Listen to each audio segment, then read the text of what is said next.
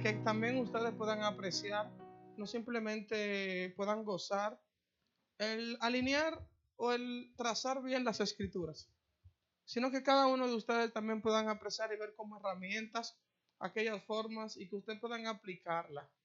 Una de las cosas que muchas veces pasa, a veces cuando somos expuestos a ciertas verdades, y es que a veces el nivel de dopamina en nuestro cerebro se eleva y eso produce como una emoción.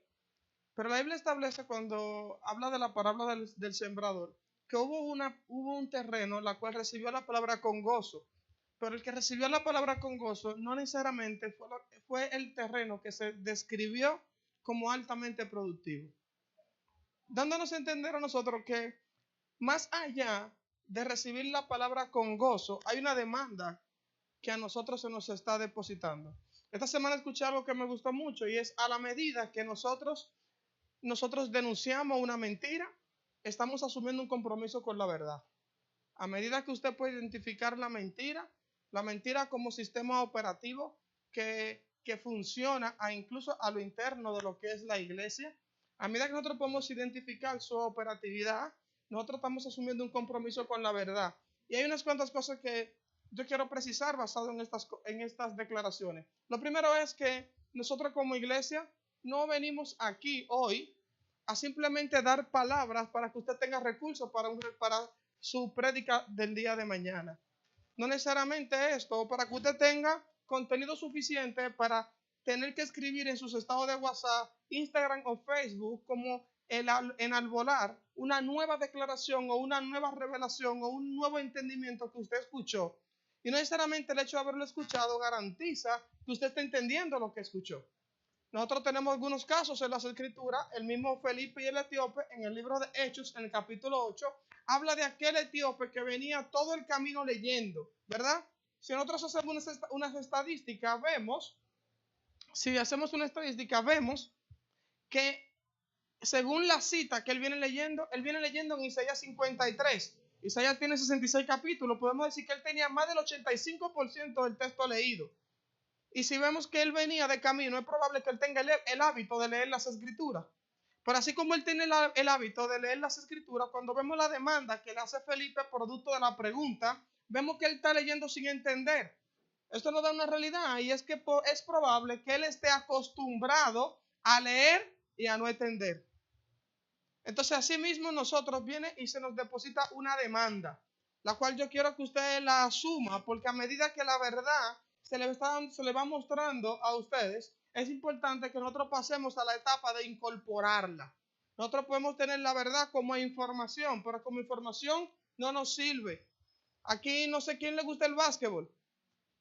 ¿Qué le gusta el básquetbol? Aquí hay unos cuantos jugadores que gozan del respeto de nosotros. ¿Quién ha hablado de un Stephen Curry? ¿O quién ha hablado de un LeBron James, un Michael Jordan, o de los que están ahora mismo, un Gian Antetokounmpo, o un Nicolás Jokic? ¿Cuáles son las estrellas del momento que la gente asume? Cualquiera quisiera ser como él. Pero el hecho de que yo me sepa las reglas del básquetbol más que él, no quiere decir que cuando me toque tocar la pelota, yo voy a jugar mejor que él. ¿Verdad que no? Porque el hecho de que yo me sepa las reglas del juego no me garantiza que yo seré exitoso en el juego. El hecho de que yo sepa cómo por información la verdad, cómo se demanda sobre mi vida, no me garantiza que yo ande en la verdad. Podemos tener un conocimiento de la verdad por medio de la información. Y aquí que entra la demanda que a nosotros se nos hace. Porque a muchos de nosotros se nos hace difícil asumir la verdad. ¿Por qué? Dos razones peligrosas, las cuales quiero citar.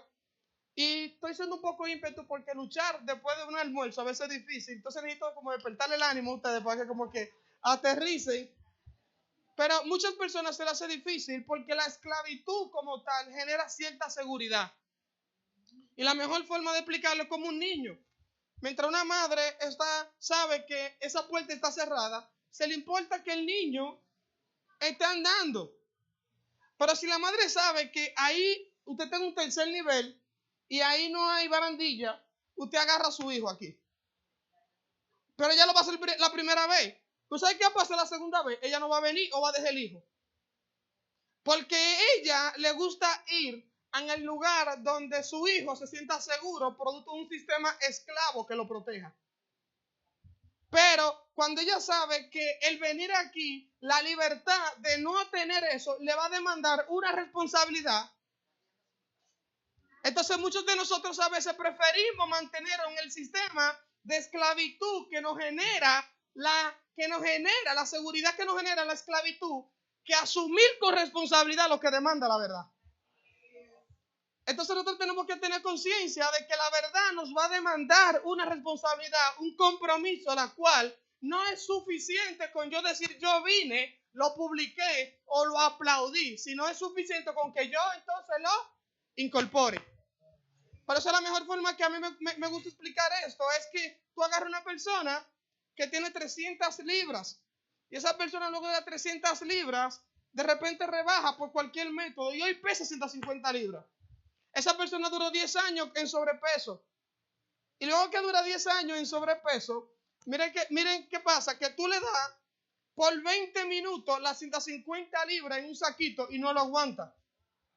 20, quizá ni 10 aguanta las 150 libras. Y tú te preguntas, ¿cómo es que él durante 10 años asumió el peso y ahora por 10 minutos no lo aguanta? Sencillo. Porque antes la libra él la tenía por dentro. Ahora se la han puesto por fuera. Si a algunos de nosotros así mismo la verdad no pesa, es probable que no la hayamos incorporado y la cargamos afuera. Entonces por eso vemos algunos que cuando se nos dice que tenemos que asumir la verdad y ponemos las 150 excusas de que es difícil, de que esto, ¿tú crees que es fácil? Es probable que tú tengas la verdad encima y no la tengas por dentro. Por eso es necesario la demanda que nosotros queremos producir en ustedes de que la verdad se incorpore para que entonces, luego que hay una incorporación, esta va a obrar en nosotros de manera automática. La mejor forma de explicar lo que es la automatización de los procesos con los hábitos. Dicen en el libro de Hábitos Atómicos hay una verdad que se establece donde dice que un hábito se considera hábito cuando ya deja de pasar por el cerebro para tomar la decisión, sino que el cuerpo lo asume. Entonces, cuando la verdad, para que opere de manera automática, tiene que funcionar en usted, sin usted está pensando en si lo hago o no lo hago, sino que esta opere. Es como la sangre, cuando a ti te cortan, ella sale de manera automática. O cuando a ti te golpea el dedo, el ser también que llevas dentro, que tienes ejercitado, también sale de manera automática. Porque lo que tú te alimentas o lo que tú eres de una forma u otra sale. Y esto es lo explicaré como aquel que va al banco. Nadie va al banco a retirar un crédito que no tiene disponible. Nadie va al banco a retirar. Tú nunca has visto una gente en un cajero retirando el dinero de otro. Si él no tiene disponibilidad en su tarjeta, es muy difícil que la use. Por eso de ti no va a salir nada que tú no tengas dentro.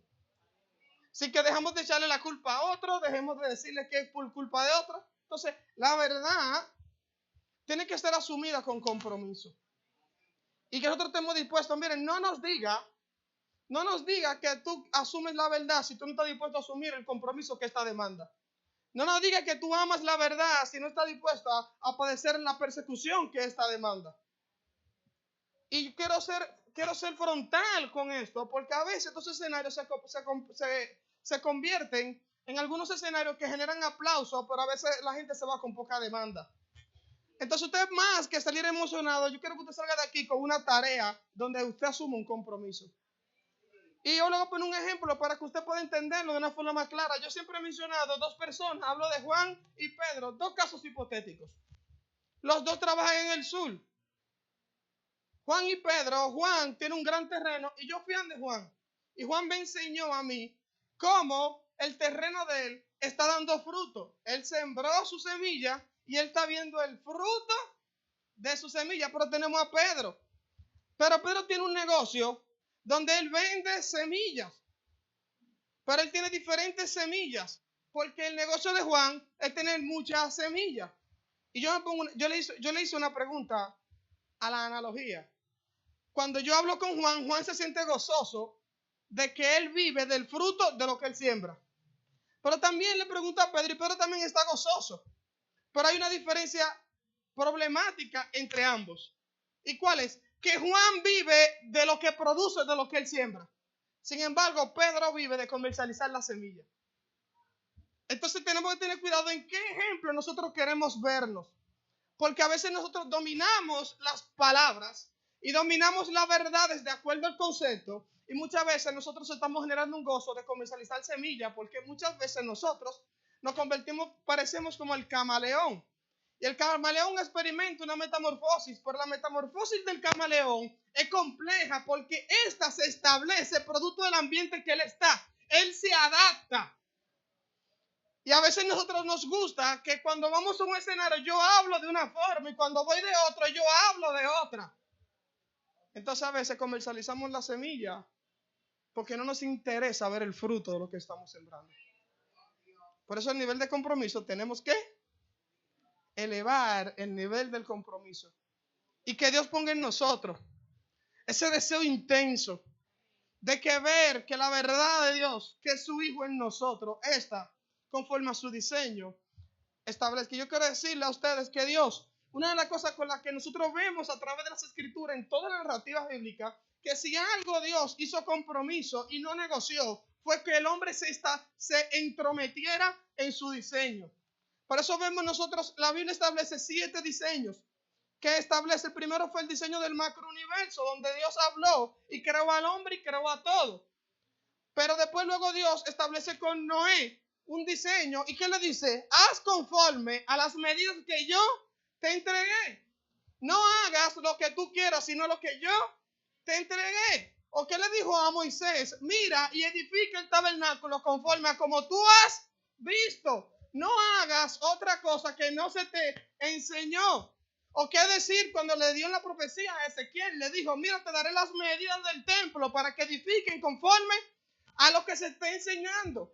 Dios quiere que nosotros como hombres de Dios, fieles a su palabra, entendido en el diseño, seamos fieles a lo que estamos viendo, que sea conforme a la verdad que está en Cristo, que estableció por medio de su propósito eterno, la cual hoy nosotros queremos que leyendo podamos entender y que podamos incorporar para que mañana la verdad de Dios sea vista, no nosotros, sino lo que hay de Él en nosotros. Entonces, vemos que algunos ejemplos interesantes que pasaban en las escrituras, y es que vemos a Usa, y Usa viene con buenas intenciones cuando van a llevar el arca. Y con buenas intenciones, ¿qué hizo? Metió la mano. ¿Y qué hizo Dios? Lo mató. Y dirás tú, ¿por qué Dios lo mató? No, Dios no estaba interesado en la vida de Usa. Dios quería enseñar a nosotros que aunque tengamos buenas intenciones, si cruzamos el diseño, lo que esperamos es muerte. La consecuencia de cruzar el diseño es la muerte, aunque tú tengas buenas intenciones, aunque tú quieras salvar, aunque tú quieras amar a Dios más de lo que Él quiere que tú lo ames. Es muerte. Y vemos a Abiú y Nabia cuando entraron al templo, al tabernáculo, que encendieron un fuego extraño. ¿Y qué pasó? Muerte. Y una de las cosas que las escrituras es fiel al diseño. Cuando vayas a sembrar, no siembres en un terreno una semilla de una y otra de otra. Cuando vayas a ponerte una ropa, no te pongas una ropa con hilo lino y otro de lana. Cuando vayas a arar la tierra, no pongas en uno un buey y en otro un burro. No quiero mezcla. No quiero mezcla. Yo necesito que tú seas fiel al diseño. Y para que Dios levante una generación fiel al diseño, necesitamos ser una generación entendida y comprometida. Por eso necesitamos elevar el nivel de compromiso de lo que hoy nosotros estamos siendo expuestos. Porque no sirve.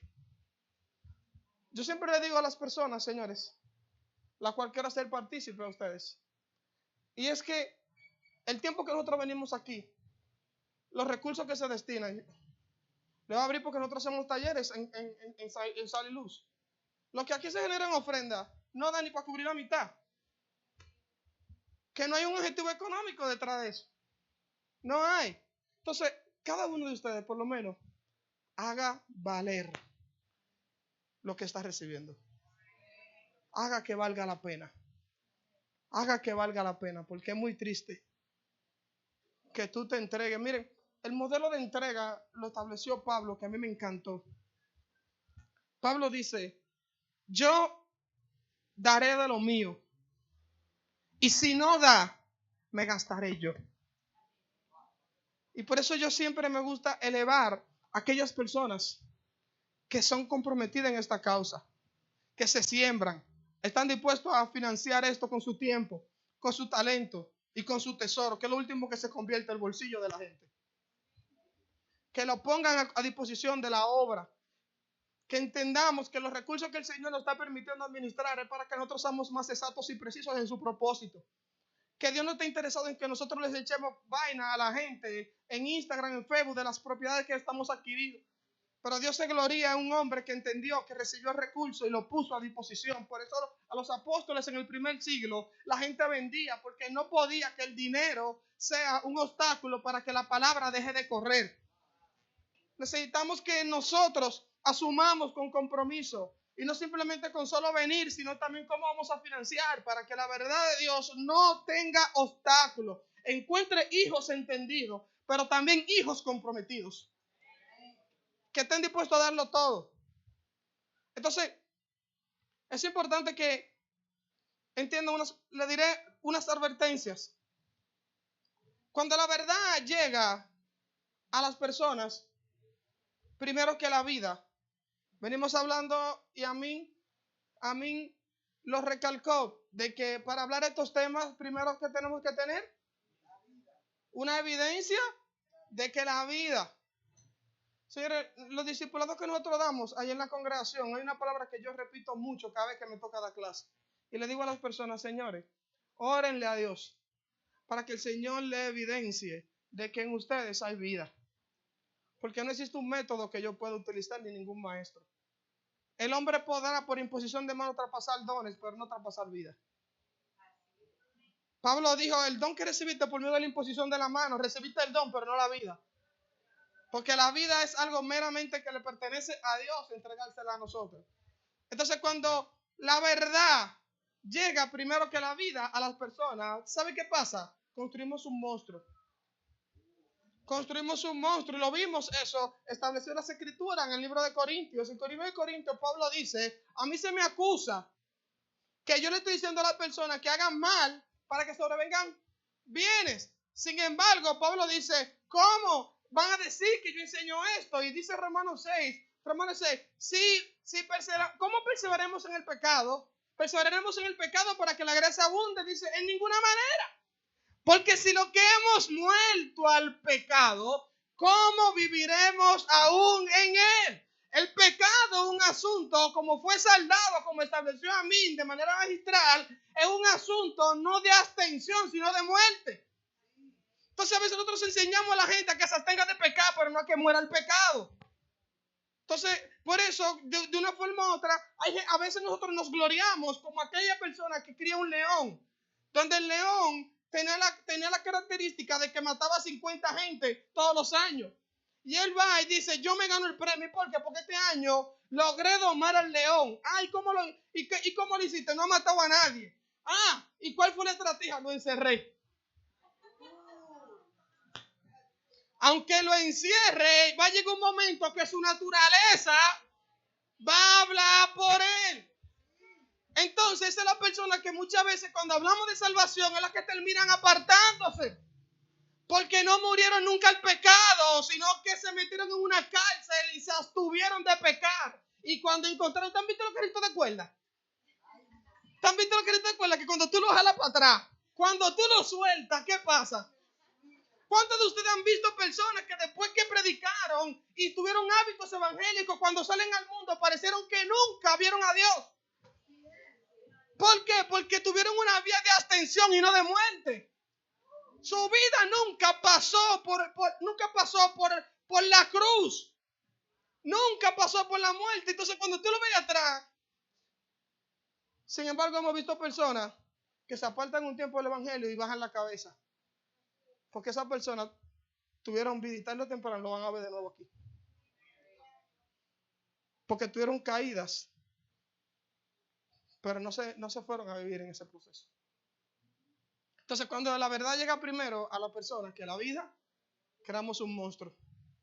Segundo, cuando la libertad llega, dije dos cosas. Primero, cuando la verdad llega primero que la vida, creamos. Cuando la libertad llega primero que la vida, creamos libertinaje. Cuando tú ves personas, señores, cuando tú ves personas que se cambian a veces de congregaciones porque le tienen cierta permisibilidad, porque allí se prohíbe una cosa que la otra, es posible que estén buscando un libertinaje porque no han tenido la vida. Y yo le digo a ustedes esto, señores, la verdad tiene que ser asumida con compromiso, pero también la libertad tiene que ser administrada con compromiso. Hay cosas que sabemos que no son pecados. Y yo le digo, una de las cosas que yo le digo, a mí me preguntan muchas veces que si arete, que si pantalón. No, a mí no me importa nada de eso. Dirá, tú vas a vivir tú vas a vivir sin control. No, la Biblia me establece una línea. ¿Y cuál es? No debo conformarme a este siglo. Si el poloché antes era permitido y si vino las tinieblas y lo asumió porque tiene un color, yo no voy a ir, yo no me lo pongo. Porque yo no voy a ser un maniquí de la mentira. El LGTB utilizó el arcoíris, está bien. Mientras yo no pueda redimirlo, yo no lo uso. Pero no voy a estar en la calle atento a que fue primero Dios que lo creó y yo voy a estar que voy a parecer un promotor de él. Entonces el estándar no es si te pone algo, sino te pone si lo que tú usas, si la forma en la que vives tiene un modelo que es conforme a este siglo. Por eso, dentro de este ámbito, una de las cosas que tiene que ser redefinida muchas veces es hasta lo que es el ayuno. Porque muchos de nosotros ayunamos del alimento, pero no de la mentira. Entonces no sirve que yo hoy no coma y pase hambre, pero me pase el día entero comiendo de la mentira. Porque el sistema de la semana tiene 166 horas, 56 horas. Si trabajas o duermes, tienes 106 horas. ¿Qué tú haces durante esas 166 horas? No sirve si tú duras 3 días de una forma, o duras una semana, o durante 40 días, si al final lo que jolaste el león y no llevaste tu carne a la cruz. No funciona. Entonces por eso es necesario que nosotros entendamos el diseño de Dios para que entendamos cómo funciona. Porque cómo es que funciona esto para que la garantía de la verdad pueda ejercer el fruto en nosotros conforme al diseño que Dios estableció. Entonces cuando la verdad llega primero que la vida, creamos monstruos, y cuando la libertad llega primero que la vida, creamos libertinaje. Entonces entremos a la cuarta pata. ¿Cuál es la tercera pata de la mesa que Amín habló? Nuevo pacto. El tiempo se va volando, pero vamos. Nuevo pacto. Miren, vamos a establecer algo que se confunde. La palabra nuevo, en la Biblia en griego, se utilizan dos palabras para hablar de nuevo. Una es neos y otra es kainos.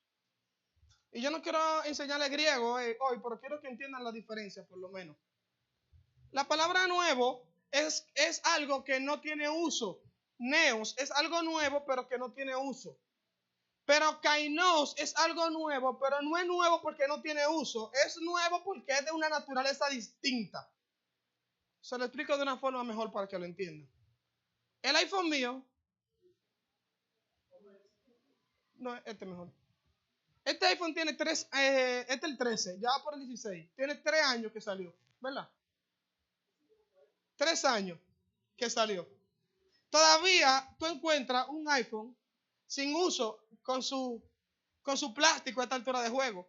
Pero cuando le llega a alguien que tiene uno como este, es nuevo porque no tiene uso, pero no es nuevo porque para él no viene de una naturaleza distinta. ¿Verdad que no? Entonces, cuando él utiliza la palabra nuevo pacto, no es aquello que no tiene uso. Es aquello que viene de una naturaleza distinta porque contiene un fundamento totalmente distinto. Entonces nosotros no vamos a poder entender el propósito eterno si no entendemos la diferencia en el pacto en el que Dios estableció la operatividad de nosotros para este tiempo. Y le pongo un ejemplo interesante. ¿Quién de ustedes ha visto a través de la narrativa bíblica o de las escrituras que Dios juzgó a la humanidad de que anduvo comiendo de un árbol que dijo que no comiera? ¿Quién vio eso en la Biblia luego de Adán? ¿Cuándo Dios volvió a juzgar al hombre de esa misma forma? Nunca. ¿Por qué? Porque la prohibición del árbol estuvo sujeta al contexto donde el pacto se dio, que estaba sujeto a un ecosistema donde el hombre vivía. Una vez el hombre sale del ecosistema, el pacto se rompe y las prohibiciones son otras. Y eso es muy lindo de entender, porque muchas veces nosotros entendemos la gran diferencia. Pero en nuestras aplicaciones diarias, ahí es que nosotros tenemos que revisar muchos elementos que muchas veces descuidamos. Sencillo. Igual, la Biblia estableció aproximadamente, la Biblia menciona aproximadamente 6 pactos en el que cada uno tenía ordenanza. Cada vez que Dios habló de un pacto, este pacto establecía de qué forma el hombre se iba a acercar a Dios. ¿De qué forma? Y el nuevo pacto es el que establece la forma en que el hombre ahora tiene acercamiento con Dios. ¿De qué forma Dios juzga al hombre? ¿De qué forma es que Dios va a establecer la justicia sobre el hombre? Y cada pacto estableció cómo Dios iba a medir en forma a la justicia al hombre. Por eso la forma en que Dios juzgó a Adán fue porque comió de lo que no debía de comer. La forma en que Dios juzgó al pueblo de Israel mientras estuvo durante la ley fue porque quebrantó el pacto que Dios diseñó para él establecer su justicia. Por lo tanto, a nosotros no nos sirve que nosotros amarremos y abracemos un pacto que no está sujeto a nosotros y no entendamos el pacto en que nosotros tenemos que operar, que fue lo que Dios estableció, que es el nuevo pacto. Por eso a mí me gusta una palabra que dice el viejo nuevo pacto. ¿Por qué a veces se dice viejo nuevo pacto? Porque a veces hablar de nuevo pacto pareciera que se está hablando de una religión nueva y no de un diseño que ya en las escrituras fue establecido desde hace muchos años. Y tenemos nosotros lo que es el nuevo pacto que fue hecho dentro de un pacto eterno. A mí lo dijo muy bonito, todo conforme a la eternidad. Tenemos un propósito eterno, hecho en un pacto eterno, por un sacrificio eterno, con una sangre eterna, que creó una iglesia que tiene dimensión eterna, con una vida que es eterna. Todo tiene un apellido que se llama eternidad. Entonces no nos vale a nosotros nada agarrar lo eterno y temporalizarlo, por no entender el asunto del diseño que Dios ha establecido para nosotros como iglesia. Entonces el nuevo pacto es el sistema operativo que Dios estableció, y por eso tenemos que desconfigurar de ustedes la idea de que a veces es una religión. No es una religión, es un diseño de justicia. No es una moda, es un diseño que Dios estableció para el hombre. No está sujeto a una corriente evangélica, no, es el cuerpo de Cristo impartido a su iglesia. No es una ley que el hombre se inventó, es la ley del Espíritu de vida habitando en nosotros. No es un lugar para donde nosotros vamos, es un reino que funciona en la tierra, en un tiempo presente, no. No fue una acción, no es para ir al cielo, es una salvación que tiene 3 dimensiones. Pasada porque nos pasó de muerte a vida, presente porque nos santifica y produce en nosotros una perfección, y futura porque producirá en aquel tiempo la glorificación de nuestro cuerpo. Pero tiene eternidad por todos los lados. La salvación la agarra por la izquierda, tiene eternidad. La agarra por el frente, tiene eternidad. La agarra en el futuro, tiene eternidad. Del hecho de que nosotros no la entendamos y la vamos como algo temporal, como algo que perdemos o ganamos, como si fuese un premio que ganamos al final. No la vemos como un medio legal donde Dios nos introduce a su propósito eterno y nos hace partícipe del reino eterno para que nosotros aquí en la tierra expresemos su designio eterno. Entonces, el nuevo pacto tiene que salir de la idea de nosotros que es una moda, que es una religión, que depende de un grupo de personas, que es una línea de pensamiento. Es un diseño de justicia donde Dios se impartió y se entregó, que la cuarta pata de la mesa, que Cristo impartido a nosotros. Este nuevo pacto, es Cristo en nosotros. Diga conmigo, Cristo en nosotros, del cual en la antigüedad, dijimos ahorita a modo de introducción y lo vamos a ampliar ahora, en la antigüedad establecía que ese Cristo en nosotros, ellos hablaban de lo que había de venir, lo anunciaban. ¿Y cómo lo vemos? Mire, Hebreos 11:8, mire qué dice. Por la fe Abraham, siendo llamado, obedeció para salir del lugar que había de recibir como herencia. Y salió sin saber a dónde iba. Por la fe habitó como extranjero en la tierra prometida. Miren qué interesante. Por la fe habitó como extranjero en la tierra prometida. Dándonos a entender esto a nosotros, señores, que Canaán, que era la tierra prometida, era un simbolismo. Porque la tierra prometida era Canaán de manera física. Pero la tierra prometida no era Canaán. ¿Por qué? Porque dice la Biblia, dice el verso 9, porque el verso 10, porque esperaba la ciudad que tiene fundamentos, cuyo arquitecto y constructor es Dios. No una tierra creada de la arena, sino cuyo arquitecto y constructor era Dios, que es Cristo en nosotros. Y por la fe Abraham veía eso. Y Juan 8:55 dice, Abraham vuestro padre se gozó de que vio mi día, y lo vio y se gozó. Dice 2 veces se gozó. ¿Por qué? Porque él tenía en mente aquella cosa, aquella patria que no era terrenal, sino que era celestial. Y el libro de Hebreos 11 lo explica más adelante, que se lo voy a explicar. Pero miren, primero de Pedro 1, 10 y 12, que fue que se lo cité ahorita y ahora se lo leo, para modo de que ustedes puedan incorporar y se lo lleven de tarea. Los profetas que profetizaron de la gracia destinada a vosotros inquirieron. La palabra inquirir es investigar. Y el texto le pone un apellido a la forma en la que ellos investigó. ¿Cuántos de ustedes han tenido un hijo que tú lo mandas a buscar y no lo encuentras? ¿Cuántos de ustedes han tenido esos hijos? ¿Cuántos de ustedes tienen a alguien en el hogar que todo lo que busca no lo encuentra? No lo encuentra, no es porque no está ahí, es porque no es diligente. Sin embargo, dice que inquirieron diligentemente, indagaron acerca de esta evasión y escudriñaron. A mí me gusta cómo Ballester lo dice, y era que Pedro dice Ballester, y que era un detective privado. Y dice que escudriñando a qué persona y qué tiempo indicaba, y miren algo interesante que dice el texto, indicaba el Espíritu de Cristo que estaba en ellos. El Espíritu de Cristo, el cual anunciaba de antemano los sufrimientos de Cristo y las glorias que vendrían tras ellos. Y todo este esfuerzo que ellos hicieron fue para esto. El verso 12 dice, a esto se les reveló que no era para ellos. Oye eso, sino para nosotros. No era para ellos, era para nosotros. Y nosotros muchas veces queriendo ser como ellos. Nosotros tenemos que establecer sobre qué queremos. Muchos nos sentimos gozosos. La Biblia establece en el libro de Hebreos que los ángeles anhelan ver lo que nosotros vemos y nosotros queriendo ver ángeles. Tenemos que redefinir en la verdad que nosotros estamos estableciendo. Mientras los ángeles quieren ver lo que nosotros vemos, nosotros queremos verlo a ellos.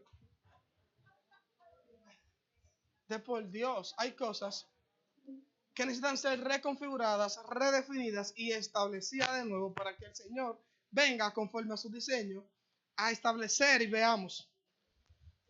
Leamos un poco. El libro de Hebreos, leamos 5 versículos del libro de Hebreos, que me encanta. Hebreos 11, 32 al 37. Miren estos textos, me encantan. ¿Y qué más digo? Porque el tiempo me faltaría contando Gedeón, de Barak, de Sansón. Miren, aquí menciona 16 características, que lo voy a citar rápida por asunto de tiempo. 16 características menciona de esta persona. Por fe conquistaron reino, hicieron justicia, alcanzaron promesa, taparon boca de leones, apagaron fuegos impetuosos, evitaron filo de espada, sacaron fuerza de la debilidad, se hicieron fuertes en batalla, pusieron en fuga ejércitos extranjeros. Las mujeres recibieron sus muertos mediante resurrección, mas otros fueron atormentados, no aceptando el rescate a fin de obtener mejor resurrección. Otros experimentaron vituperios y azotes, y además de estos, prisiones y cárceles. Fueron apedreados, aserrados, puestos a prueba, muertos a filo de espada. Anduvieron de acá para allá cubiertos de pieles de ovejas y de cabras, pobres, angustiados, maltratados. Y el verso 38 dice, le da una descripción a este grupo de personas. Dice, de los cuales el mundo no era digno. Dice, el mundo no era digno a ellos. Pero, oye, ¿qué dice esto? Errando por los desiertos, por los montes, por las cuevas y por las cavernas de la tierra. Y todos estos, aunque alcanzaron un buen testimonio, pero el texto dice que a ellos les faltó algo, estuvieron incompletos, no recibieron la promesa. Y nosotros por medio del nuevo pacto recibimos la promesa. Por eso usted tiene que gozarse de lo que produce la confianza de que este nuevo pacto esté vigente hoy en día para nosotros. Y la parte C del texto del verso 40 establece por qué ellos no recibieron la promesa. Y dice, proveyendo Dios alguna cosa mejor. ¿Para quién? Para nosotros. Proveyendo Dios una cosa mejor. Y aquí dice el por qué. Dice, para que no fuesen ellos perfeccionados aparte de nosotros.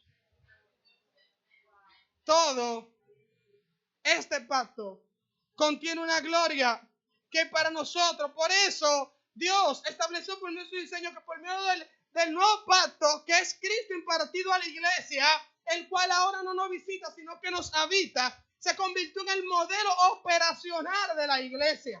De tal forma que operar por medio de Cristo, a través de Cristo y en Cristo, no debe ser algo optativo de la iglesia. No debe responder al deseo de un capricho de un pastor, ni el movimiento apostólico que rompa durante una temporalidad, ni al tema de un año de una iglesia, ni al nombre de un concilio, ni al nombre de un libro, ni al establecimiento de una doctrina. Tiene que responder al diseño de la iglesia. Es obligatorio. No te preguntaron. No es si tú quieres. Por eso cuando establecen hay dos textos interesantes en las escrituras. El primero es cuando van al monte de la transfiguración. Ven a Elías, ven a Moisés por medio de los profetas y la ley. Y se le dijeron, yo no quiero que tú seas como Moisés, sino este es mi hijo amado. A él oí. ¿A quién yo quiero que tú oigas? A él. Por eso Hebreos 1:1 dice, más Dios, habiendo hablado por medio de los profetas a nuestro Padre, ahora nos ha hablado a través de ¿quién? Del Hijo. El sistema que Dios utiliza para hablar a la iglesia y comunicar a la tierra es su Hijo. Cuando el Hijo no está presente en diseño, en operatividad por medio de la vida, no hay comunicación con Dios. No hay comunicación con Dios. Por más que buenas intenciones que tú tengas, no hay comunicación con Dios. Porque el sistema operativo es el Hijo, es como AM y FM. Por más, aunque tú pongas los mismos números en las emisoras, si no estás en la misma frecuencia, no oyes.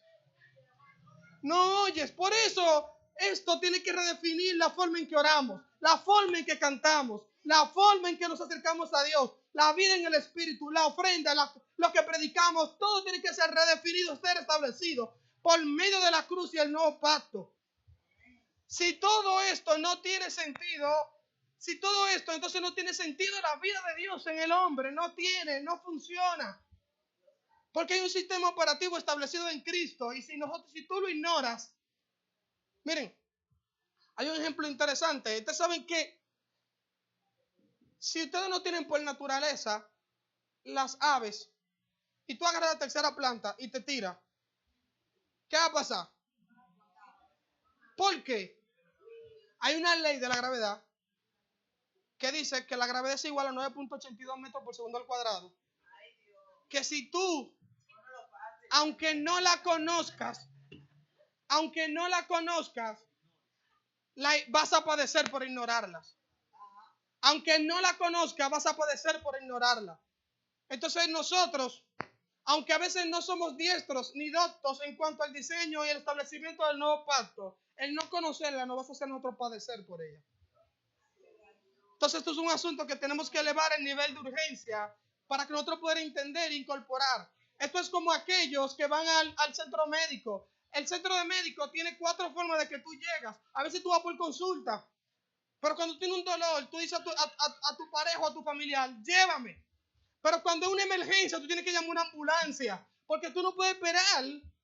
No puedes esperar los semáforos. Necesitas llegar ya. Entonces nosotros tenemos que elevar el nivel de urgencia. De por qué tenemos que andar en la precisión. De por qué tenemos que Dios proveyó su parte. Por qué tenemos que entenderlo. El nivel de urgencia. Esto no es de que si yo lo entiendo hoy o si lo entiendo mañana. Esto es un asunto que tiene que meterse en nosotros. Que nos quite el sueño. Nos quite, nos traiga malas noches. Y que el Señor nos permita entender. Y que podamos entender por el Espíritu. Que el Señor ponga el deseo en nosotros de querer ser más exacto, más preciso en esto, porque nuestra generación está demandando, así como establece la Biblia en el libro de Romanos, la tierra tiene sus expectativas en alguien. Ese alguien es los hijos de Dios. Dice la Biblia que no puso expectativa en otra cosa. No puso la expectativa en los sistemas, ni en la economía, ni en el capitalismo, ni en el comunismo, ni en el presidente de turno. No puso la expectativa en ningún sistema, sino que la puso en los hijos de Dios. Y si los hijos de Dios no son los que vienen a traer esto, nos caeremos cortos en cuanto al cumplimiento de esto. Este pacto, 2 Corintios 3:6 dice, el cual asimismo nos hizo ministros competentes de un nuevo pacto.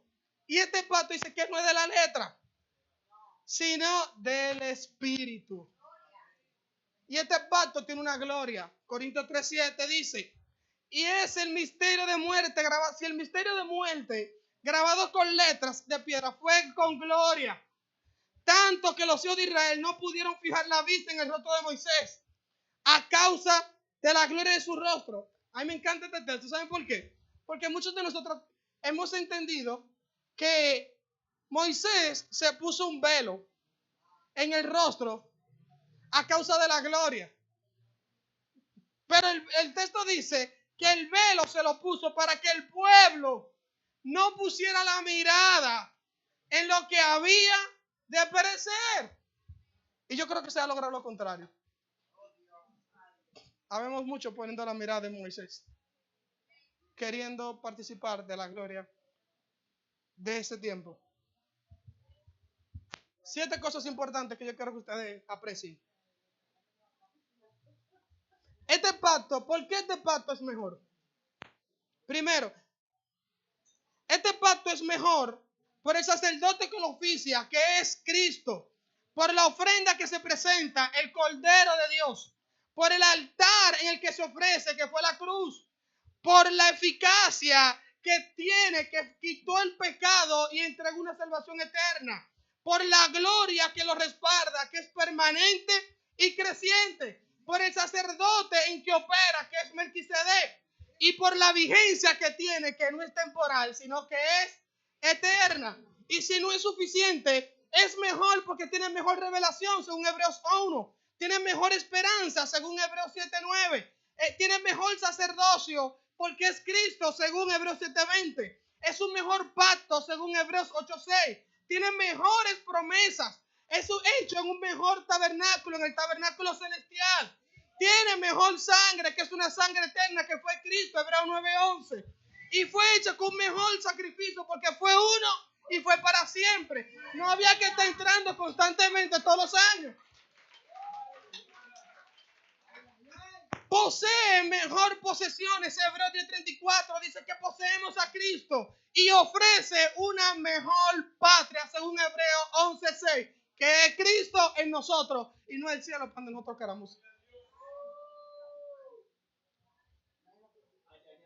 Pablo enseña que este pacto es superior.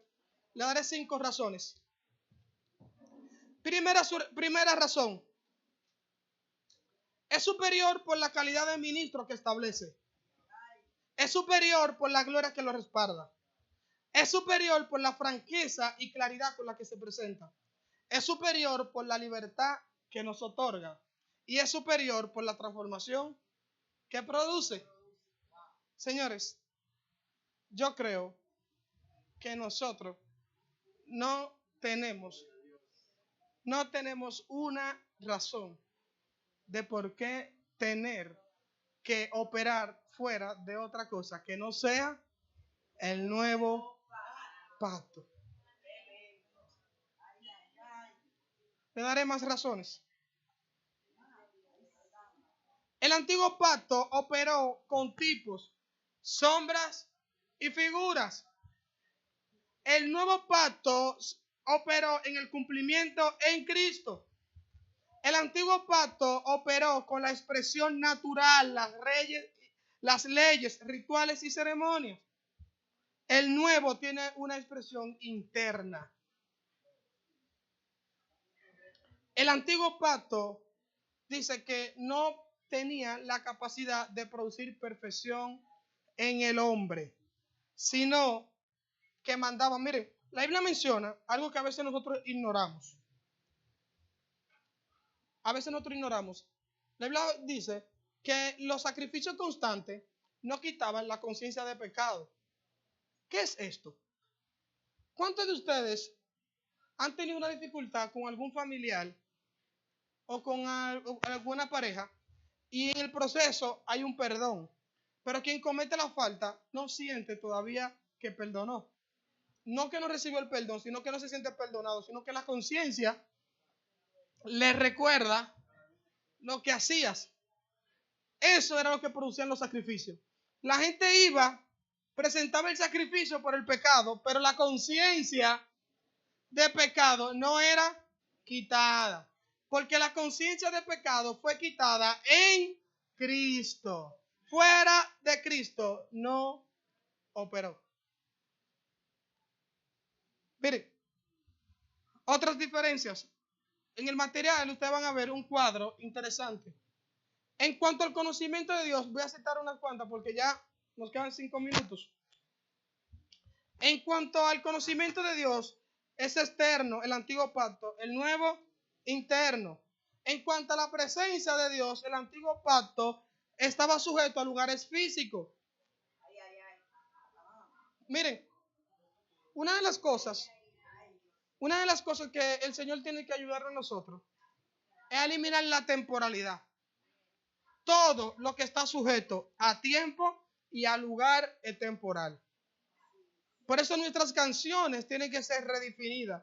Cuando las canciones a nosotros nos dicen que la presencia baje o que ven o que llenen lugar, eso es temporal.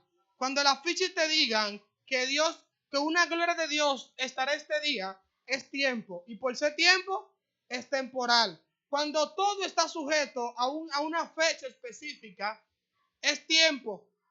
Por eso, señores, hay que tener cuidado porque muchos de nosotros, creyendo que somos espirituales, nos hemos convertido en espiritistas. Y esto nos puede hacer daño porque hemos utilizado lo que son las fechas, los números. Y más que traer claridad acerca de la verdad, lo que hemos traído confusión a la iglesia. Utilizando los números, que es tal fecha, que el año, que si sumo aquí y sumo allí, que si el año hebreo, que si esto, señores. Eso es espiritismo. Y aunque nosotros respetamos al brujo que está en San Juan, abrazamos al brujo que dice que es evangélico. Porque muchas veces es brujería evangélica. Todo método que se encarga de llamar a Dios por medio de pócimas y estrategias y pasos. Todo eso es espiritismo. Y el espiritismo se ha convertido en una forma operacional dentro de la iglesia. Y lo peor de todo de esto es que este espiritismo está siendo financiado por nosotros mismos. Y por eso miren, Dios hoy está levantando un estándar para que nosotros elevemos y veamos la demanda de que tenemos que crecer, tenemos que madurar. Tenemos que salir del deseo de las niñadas y empezar a caminar hacia el perfeccionamiento. Y le voy a poner una analogía que escuché hace mucho, la cual incorporé y me gusta. Y es que la historia de Peter Pan. Peter Pan tiene algo interesante y es que Peter Pan vive en el mundo de nunca jamás. Pero todas las personas que poseen ese mundo son adultos que se convirtieron en niños. Pero Peter Pan posee una característica, y es que no es simplemente un adulto que quiere ser niño, sino que él se niega a crecer. Y no simplemente que se niega a crecer, que los enemigos de él fueron los que crecieron. Así a veces nosotros somos como Peter Pan en la iglesia, nos negamos a crecer, y el que madura se convierte en nuestro enemigo. Y la forma en que se expresa esto es como un vehículo está detenido. Cuando tú ves en la carretera, tú vas normal.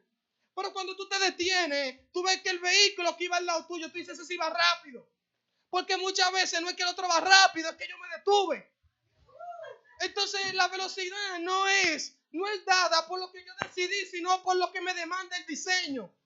Y Hebreos 5 dice que ustedes, debiendo de ser ya maestros, no es que ser maestro está sujeto al tiempo, pero en el tiempo tenemos que haber crecido. Y sacar eso del Peter Pan, que nos negamos a crecer. La niñez va a ser buena siempre y cuando responda a una etapa. Pero si se convierte en una condición y perpetuamos lo que debió ser temporal en un sistema operacional, estaremos atentando contra la manifestación gloriosa del propósito eterno de Dios. Y en vez de avanzar, estaremos retrocediendo. Finalizo con esto.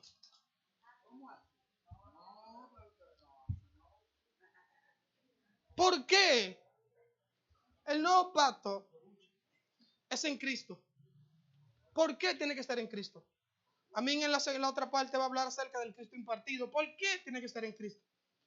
Porque toda la garantía de este pacto está puesta en Cristo. ¿Está puesta en quién? En Cristo. Oigan, la creación y la nueva creación fue en Cristo. La vida y la abundancia son en Cristo. La aceptación es en Cristo. La redención es en Cristo. La justicia de Dios es en Cristo. La santificación de Dios es en Cristo. La esperanza es en Cristo. Las bendiciones espirituales son en Cristo. Las aflicciones y el consuelo del hombre son en Cristo. La esperanza para los hijos de Dios es en Cristo. La paz, el diseño es en Cristo. La oración eficaz solo funciona en Cristo. La riqueza de su gracia están en Cristo. La riqueza de su gloria están en Cristo. El poder de la resurrección está en Cristo. El propósito eterno de Dios es en Cristo. El poder es en Cristo. La salvación es en Cristo. La perseverancia es en Cristo. Ser uno es posible, es en Cristo. Nada fuera de Cristo es posible.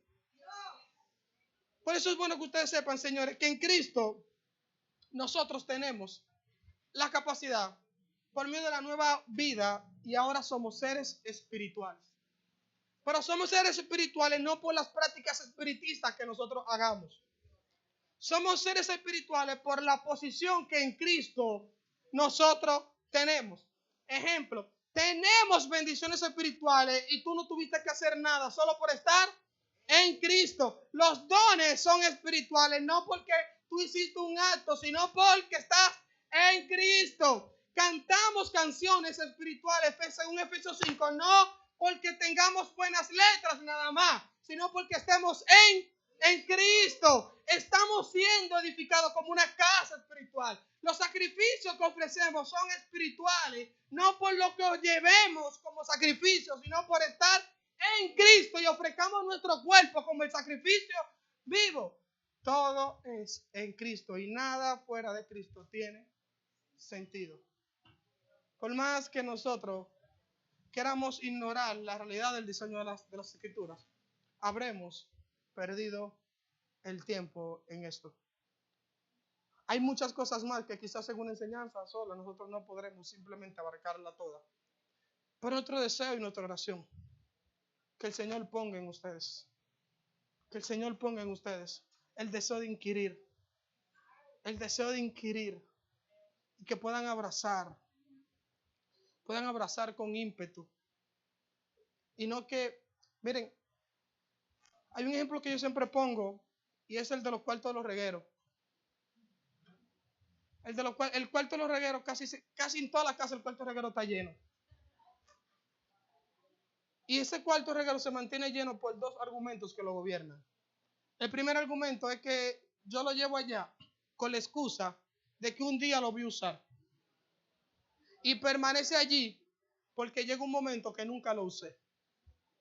Entonces no permita que la verdad de Dios usted la lleve hoy, lo que el Señor le está poniendo como alimento a ustedes, con la realidad de que un día yo la voy a usar y que eso mañana esté acumulada porque yo no la usé. El conocimiento de la verdad nos va a nosotros a demandar responsabilidad. Es nuestro deseo que el Señor ponga en nosotros, en todos nosotros, ese ímpetu de querer indagar. Vayamos, acerquémonos con confianza y oramos con sinceridad a Dios. Señor, yo quiero ser más preciso. Yo quiero ser más exacto. Muchos de nosotros tenemos que ser sinceros, señores. Muchos de nosotros estamos desgastados, estamos cansados. Muchos estamos viniendo a la congregación porque ya no tenemos la forma de cómo decir que no. Por eso no importa si llegamos tarde o si no llegamos. Porque ya le perdimos como la vida a este evangelio. Pero esto viene producto de los grandes cansancios, los grandes desgastes que nosotros hemos experimentado. Necesitamos preguntarle a Dios, ¿cómo es que tú quieres que edifiquemos para que lo que debe de producirnos deleite no nos esté produciendo cansancio? Porque muchos estamos cansados porque estamos haciendo lo que nosotros queremos. Y muchos de esos están sujetos a porque hacemos con buenas intenciones lo que mal nos enseñaron. Estando correctamente equivocados. Porque hacemos bien lo que mal nos enseñaron. Entonces, tenemos que bajar nuestros rostros. Pero ese bajar nuestros rostros es como decía el profeta, rasgad vuestros corazones y no en nuestras vestiduras. No inclinar. No es como segunda de Crónicas 7:14, se humillara a mi pueblo y todo el mundo está de rodillas en el piso y como quiera la sal nunca llega. Entonces, ¿cómo es? La sanidad no llega, entonces algo estamos haciendo mal. Todos los años nos humillamos y invocaren y yo me volveré. Oye, Dios, tú tienes años que no te vuelve a la tierra entonces. Entonces tenemos que algo estamos edificando mal. Y el Señor nos está demandando a nosotros que edifiquemos correcto. Que el Señor, que veamos los diseños. Y que bajamos nuestro rostro y enseñar como humildad y reconocer, me equivoqué. Me equivoqué, lo hice mal. Yo quiero que ustedes entiendan, señores, que muchas veces avanzar no es ir adelante, es devolverse. Es devolverse. Que el Señor ponga en nosotros ese deseo de devolvernos. De devolvernos. Dice la Biblia que cuando Esdras sacó las escrituras, el pueblo lloraba. Pero el lloro era porque ellos veían que tanto se habían desviado. ¿Cómo nosotros podemos ver qué tanto nos hemos desviado de su diseño? Y noten, señores, no estoy diciendo que estamos en pecado, no. No estoy diciendo que estamos en pecado, sino que el Señor ponga en nosotros que podamos ser alineados a su verdad. Que podamos ser alineados a su verdad. Yo quiero orar. Ya que hablo mucho, vamos a orar. Señor,